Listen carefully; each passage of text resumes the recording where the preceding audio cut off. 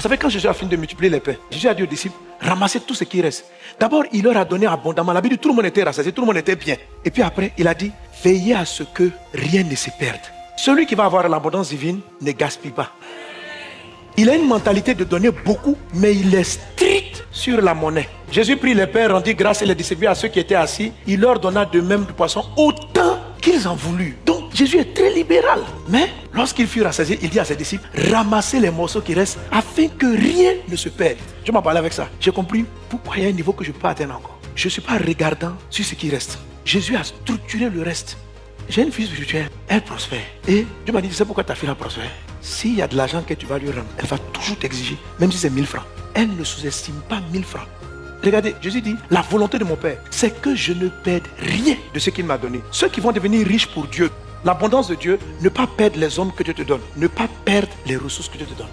L'organisation pour être riche selon Dieu, c'est une structuration pour ne pas perdre. C'est-à-dire que même la petite corde de la guitare, il ne faut pas dire l'église a l'argent, on casse et puis on s'en fout. Non, c'est-à-dire qu'il y a une mentalité de ne pas perdre. Un jour, les disciples ont commencé à douter. Ils pensaient que Jésus était fâché avec eux parce qu'ils avaient oublié de prendre du pain. Et Jésus leur a parlé de la foi. Il est en train de leur dire, mais ne vous inquiétez pas. Pourquoi vous vous inquiétez même pour manger? Et ce qu'il dit, c'est sur le reste. Il dit, quand on a multiplié les 5 pains, il restait combien de paniers? Ils disent 12. Quand on a fait pour les 7000 hommes, il restait combien de paniers? Ils disent 7. Il dit, ne comprenez-vous pas? Jésus insistait sur le reste qui a été géré, la gestion de ce dont tu n'as pas besoin. Si tu es organisé pour maltraiter ce dont tu n'as pas besoin, Dieu ne va pas te donner l'abondance. Parce que tu perds. Ce n'est pas parce que tout le monde doit manger pour être rassasié que quand on a fini de manger, on jette le pain. Dieu ne veut pas ça. Tu as une mauvaise gestion de tes vieux habits. C'est pourquoi il ne t'en donne pas plus. Tu as une mauvaise gestion de la monnaie qui reste dans ta maison. Ce n'est pas rangé quelque part, ce n'est pas respecté. Ça peut se perdre. Non, là je me prêche à moi-même. Que rien ne se perde. Rien. Regardez, quand vous voyez les milliardaires, ils comptent même les aiguilles. Quand ils ouvrent une succursale, ils demandent où est parti chaque point. C'est ce que Dieu regarde, puis Dieu les rend riches. Parce qu'ils ne vont pas perdre ce qu'il leur a donné. Les gens qui ne vont pas devenir riches, ils disent, oh, Dieu m'a tellement donné, oh. Je dis, hein, je ne multiplie plus.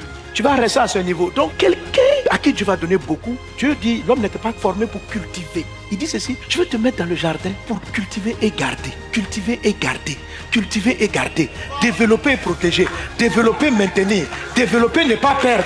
Développer, ne pas perdre. Développer, ne pas perdre. Cultiver, garder. Cultiver, garder. Toi, tu sais cultiver, tu ne sais pas garder. Dieu va donner plus à un pasteur. Il va rentrer dans l'abondance des âmes. Parce qu'il sait les entretenir et les protéger. Les entretenir et ne pas les perdre. Les entretenir et ne pas les perdre. Dieu va te donner une grande entreprise. Parce que tu sais entretenir les hommes qu'il t'envoie. Et tu sais ne pas les faire partie. Tu sais les maintenir. Quand quelqu'un travaille avec toi, il a toujours envie de travailler avec toi. Si tous ceux qui travaillent avec toi fuient ton entreprise, Dieu estime que tu ne peux pas gérer l'abondance. L'abondance de Dieu n'est pas financière. Il ne s'agit pas pour toi seulement que d'avoir de l'argent. La grâce de Dieu, c'est des hommes et des ressources matérielles. Ça, c'est la grâce. Tu ne perds pas ces grâces. S'il t'envoie quelqu'un de qualité, ne le perds pas. Garde-le. Qu'est-ce que tu dois faire? Entretiens-le, occupe-toi de lui, nourris-le bien. Pierre dit quoi? Il dit, tu as les paroles de la vie, à qui irons-nous? Fais en sorte que les gens savent que rester en contact avec toi, là, ça leur donne la vie. Tu ne perdras pas ce que Dieu t'a donné. Tu sais pourquoi tu es pauvre? Tu perds toujours tes collaborateurs. Il n'y a jamais quelqu'un que Dieu t'envoie, que tu arrives à travailler avec lui pendant 1 an. Tous tes nounous partent chaque... Quelqu'un qui ne sait pas garder quelqu'un. Tes bottes là, tu les changes comme ça. Tous les jours, il y a une nouvelle fille. Elles sont compliquées. C'est toi qui es compliqué. Une femme, ça veut dire que quand les gens travaillent avec toi, ils sentent qu'ils n'ont pas envie d'aller ailleurs. L'abondance, tu ne peux pas gérer tout toi seul. Quand il va te donner des milliards, tu ne peux pas tout contrôler. Donc ta gestion des hommes qui vont les garder, ceux qui vont gérer ta succursale là-bas là. Dieu veut regarder ta fidélité dans les premiers hommes qu'il t'envoie. La manière dont tu arrives à ne pas les perdre. Donc l'organisation qui produit l'abondance est une organisation où tu te structures, tu t'informes pour garder et les ressources que Dieu te donne et les gens que Dieu te donne. Amen. Maintenant, l'organisation va varier selon le cycle. Tu t'organises pour garder et les ressources et les hommes. Pas seulement garder, cultiver et garder. Les ressources et les hommes. Parce qu'un homme qui sait faire quelque chose est une grâce. Un homme qui te décharge est une faveur. Est-ce qu'on est ensemble?